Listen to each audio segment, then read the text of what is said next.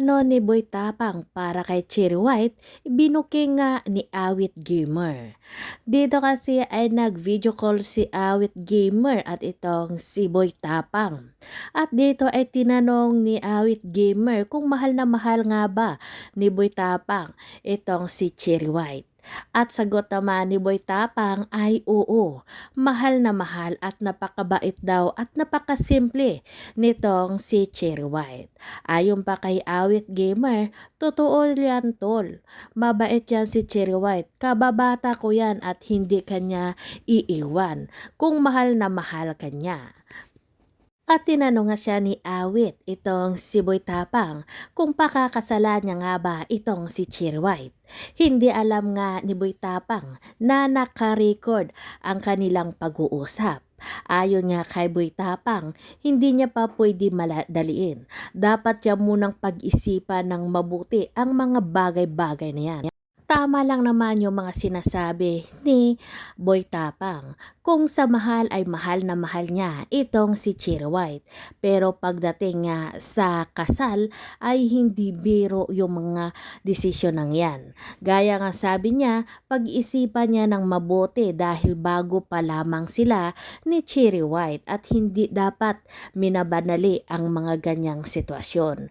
Kung sa mahal ay mahal na mahal niya itong si Cherry White. At dito ay binuking niya pa si Cherry White na napakalambing at napakabait na babae. Hindi lang maganda kundi napakasimpleng babae. Kaya naman ay napamahal na sa kanya itong si Boy Tapang. Pero nung sinabi nitong si Boy Tapang na 1 bar na lang daw siya at kailangan niya ng magpaalam dito kay Awit, sinabihan siya ni Awit na makumaway sa vlog nito kasi nga hindi alam ni Boy Tapang na naka-record ang kanilang pag-uusap. Dito ay tawa ng tawa itong si Boy Tapang at sinabi na nabuking daw siya ni Awit sa plano niya kay Cherry White. Pero hindi naman masama yung kanyang plano kasi kailangan naman talaga na pag-isipan muna ng maigi yung mga desisyon na yan. Lalong-lalo nga gaya nga ng sabi ni Boy Tapang na bago lamang sila.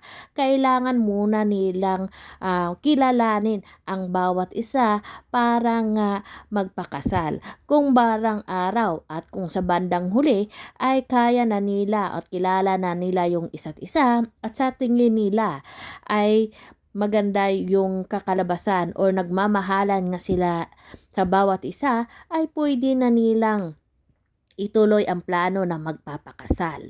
Sa ngayon ay ini-enjoy muna ni Boy Tapang ang kanilang masasayang moment nitong si Cherry White. Lalong-lalong na ngayon na maliwanag na nga sa lahat na hindi nga inagaw ni Boy Tapang si Cherry White kay Isian Pacboy at hindi naman totoo na may relasyon yung dalawa na itong si Pacboy at si Cherry White. Kaya ngayon magiging komportable na nga si Cherry White at si Boy Tapang dahil yung mga binabatong usapin or mga pagbibintang sa kanya ay hindi naman pala totoo.